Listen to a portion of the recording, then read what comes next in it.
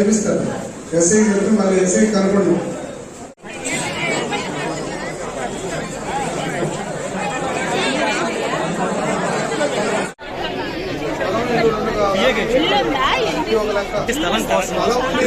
పద్ధతి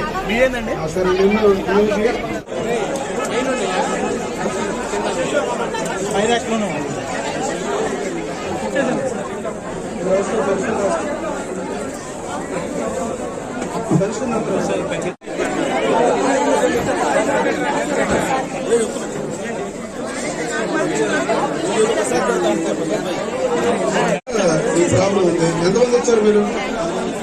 రైట్.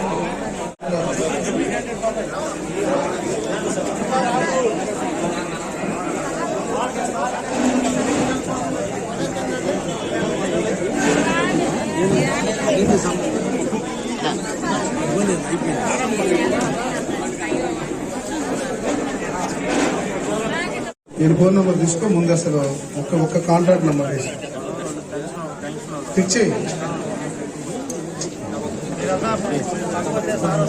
బాబాయ్ కూర్చో.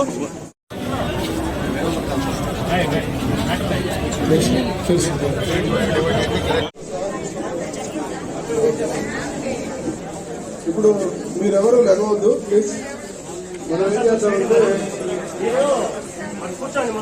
తెలుగుదేశం పార్టీ ఆధ్వర్యంలో ఈ రోజున ప్రజా దర్బారు నడిపితే దాదాపు 800 పైచులకు అప్లికేషన్స్ రావడం జరిగింది.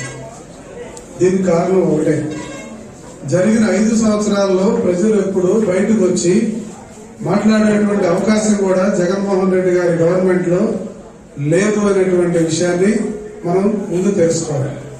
అలాగే ఏ విషయాన్ని పరిశీలించినా సరే ఈ గత 5 సంవత్సరాల్లో ఎక్కడ చూసినా కూడా సమస్యలే తప్ప పరిష్కారం దిశగా ఎక్కడికి వెళ్ళలేదు. దాదాపు ఈ నియోజకవర్గంలో నేను గెలిచిన దగ్గర నుంచి 8 నెలల పాటు అన్ని ప్రాంతాల్లో అన్ని సమస్యలు వింటుంటే దయనీయమైన పరిస్థితి ఉంది. ఇక్కడ ఎక్కువగా భూ ఆక్రమణలు, అలాగే ప్రధానంగా పెన్షన్స్. అతని కాలం ముందు ఒకసారి భర్త చనిపోయాడు అనుకో, భార్యకి పెన్షన్ ట్రాన్స్ఫర్ అవ్వదు, లేదా భార్య చనిపోతే భర్తకి ట్రాన్స్ఫర్ అవ్వదు. ఈ రకంగా పెన్షన్స్ కానీ అన్ని విషయాల్లో నేను సంక్షేమాన్ని పెద్దగా ఇచ్చానని చెప్పినటువంటి దాఖలాలు ఎక్కడా లేవు. ఇవన్నీ కూడా ఆనాడు మాట్లాడే అవకాశం కానీ కల్పించి ఉంటే ఈ పరిస్థితి వచ్చేది కాదు.